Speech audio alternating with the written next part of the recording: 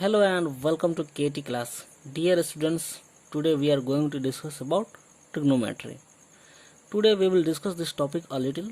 If we learn a little, let's start. मैं आप सभी को बताना चाहूँगा 2020 के बोर्ड एग्जाम में केवल त्रिकोणमिति से 30 नंबर के प्रश्न पूछे गए थे। तो आप समझ ही गए होंगे यह चैप्टर आपके लिए कितना इम्पोर्टेंट है। यदि हमारी वीडियो आपको अच्छी लगे तो प्लीज़ चैनल को सब्सक्राइब करें, वीडियो को लाइक करें, कमेंट करें। मैं Ritesh Kumar Apex CAT class के यूट्यूब चैनल पर आप सभी का स्वागत करता हूं। तो पिछले क्लास में हमने सीखा था कि लंब किसको कहते हैं, कर्ण किस भुजा का नाम है और आधार किस भुजा का नाम है। तो फिर से एक बार देखते हैं। अगर कोण सी की बात करूं, ठीक है, कोण सी की, तो लंब होता है कोण के सामने की भुजा। अगर कोण सी है, इस कोण सी के लिए बात करूं तो इसके सामने कौन है जी? इसके सामने है ये वाली भुजा ए बी। तो लंब कौन हुआ जी? तो ये सामने की भुजा आपकी कौन है? A B. लंब कौन हुआ जी? A B. ठीक है। कर्ण को क्या होता है जी? तो 90 डिग्री के सामने की भुजा, 90 डिग्री आपका यही है। इसके सामने कौन है जी? तो ये वाली भुजा ए सी। ये क्या है जी? कर्ण है।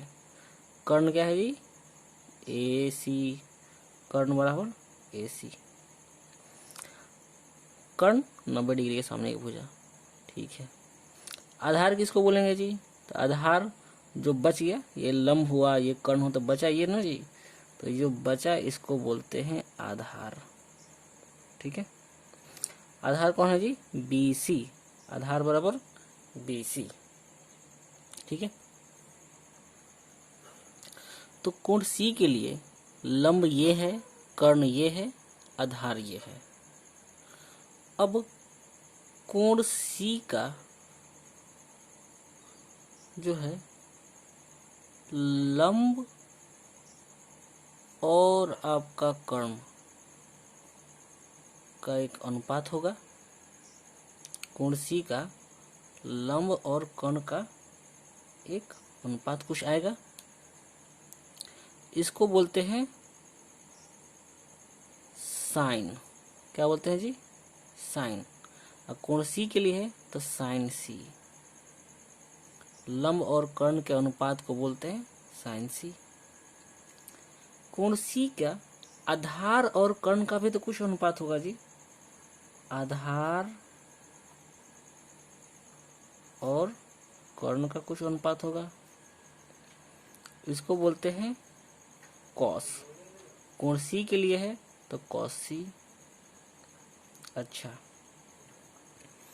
आधार और कर्ण, आधार और कर्ण का कुछ अनुपात आएगा। ठीक है, देखा जाएगा। अच्छा, आगे कोण सी के लिए लंब और आधार का भी कुछ अनुपात होगा। लंब और आधार का भी कुछ अनुपात आएगा। इसको बोलते हैं tan। कोण सी के लिए है तो tan सी बोलेंगे हम। ठीक है, आगे बढ़ते हैं। इसी प्रकार कर्ण और लंब का भी तो कुछ अनुपात आएगा जी। इसको बोलेंगे, क्या बोलते हैं? कोसेक। कोण सी के लिए है तो कोसेक सी। इसी प्रकार कर्ण और आधार का भी तो कुछ अनुपात होगा। इसको बोलते हैं जी सेक। अब सी के लिए है, कोण सी के लिए तो सेक सी। तथा आधार और लंब का भी तो कुछ अनुपात होगा जी। इसको बोलते हैं जी कॉट सी।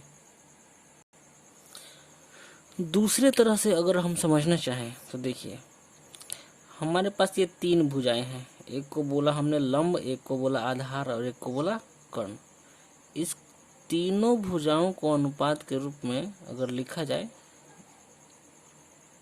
तो 2 भुजा को लेकर हम अनुपात के रूप में अगर बनाते हैं तो 6 तरह से हम इसको सजा सकते हैं। जैसे लंब को ऊपर रखना, कर्ण को नीचे रखा, एक तरीका ये हुआ। दूसरा है लंब को ऊपर रखा, आधार को नीचे रखा, ठीक है, दो तरीका। तीसरा है आधार को ऊपर रखा हमने, कर्ण को नीचे रखा, ठीक है, तीसरा। चौथा तरीका है आधार को ऊपर रखा तो कर्ण को नीचे रखें, अब दूसरा से लंब को नीचे रखते हैं, ठीक है। चौथा तरीका कर्ण को ऊपर रखा, लंब को नीचे रखा। आपका लास्ट तरीका है ये पांचवा, और ये छठा कर्ण को ऊपर रखा, आधार को नीचे रखा। ये 6 तरीके से हम इसको सजा सकते हैं, क्या जी? 6 अलग अलग है, 6 का 6 सब अलग अलग है, तो 6 का नाम भी अलग अलग होगा। लंब और कर्ण के अनुपात को साइन बोलते हैं, आधार और कर्ण को अनुपात को कॉस बोलते हैं, लंब और आधार के अनुपात को टैन बोला जाता है, और कर्ण और लंब के अनुपात को कोसेक बोला जाता है, तथा कर्ण और आधार के अनुपात को सेक बोलते हैं, और आधार और लंब के अनुपात को कॉट बोलते हैं, ठीक है। अब देखिए जो यहाँ पे साइन है लंब बटा कर्ण, और कोसेक है ठीक इसके उल्टा, कर्ण चला गया ऊपर, लंब आ गया नीचे, कर्ण ऊपर लंब नीचे, कर्ण बटा लंब, ये एक दूसरे के उल्टे हैं। ये लंब बटा कर्ण है और ये है कर्ण बटा लंब, अर्थात साइन का उल्टा क्या है? कोसेक, ठीक है। इसको मैं लिख रहा हूँ यहाँ पे फॉर्मूला के रूप में, साइन सी बराबर है 1 बटा कोसेक, कोसेक सी, मतलब साइन और कोसेक एक दूसरे के उल्टे हैं, साइन के उल्टा अपोजिट 1 बटा कोसेक। उसी प्रकार साइन के उल्टा कोसेक है तो कोसेक का उल्टा भी तो साइन है, तो मैं लिख सकता हूँ आगे कोसेक सी बराबर 1 बटा साइन सी, कोसेक सी बराबर 1 बटा साइन सी। अच्छा आगे देखते हैं, कॉस के उल्टा सेक है, कॉस बराबर आधार बटा कर्ण, ये ठीक उसका उल्टा है, कर्ण ऊपर आधार नीचे, ठीक है। तो मैं यहाँ पे 3 नंबर में लिख सकता हूँ कॉस सी बराबर, कॉस किसके उल्टा है? सेक के उल्टा, मतलब 1 बटा सेक सी। कॉस सेक के उल्टा है तो सेक भी तो कॉस के उल्टा है, एक ही बात है, ये इसके उल्टा है तो ये भी तो इसके उल्टा है। 4 नंबर में लिख सकता हूँ मैं सेक सी बराबर 1 बटा कॉस सी, ठीक है। 5वीं बात, टैन और कॉट जो है एक दूसरे के उल्टे हैं, ये है लंब बटा आधार और ये है आधार बटा लंब, अर्थात मैं उसी प्रकार 5वें नंबर फॉर्मूला मेरा हो जाएगा टैन सी बराबर 1 बटा कॉट सी, अर्थात टैन का उल्टा है कॉट, टैन का उल्टा कॉट है तो कॉट के उल्टा भी तो टैन है, तो 6 नंबर में लिख सकता हूँ कॉट सी बराबर 1 बटा टैन सी, ठीक है। अच्छा अगर ये एंगल जो कोण सी है आपका, कोण सी का मान अगर थीटा होता, ठीक है, थीटा मान लीजिए, तो जहाँ जहाँ पे ये सी है वहाँ हम थीटा लिख सकते हैं, जैसे sine theta, cos theta, tan theta, ठीक है, लिख सकते हैं हम।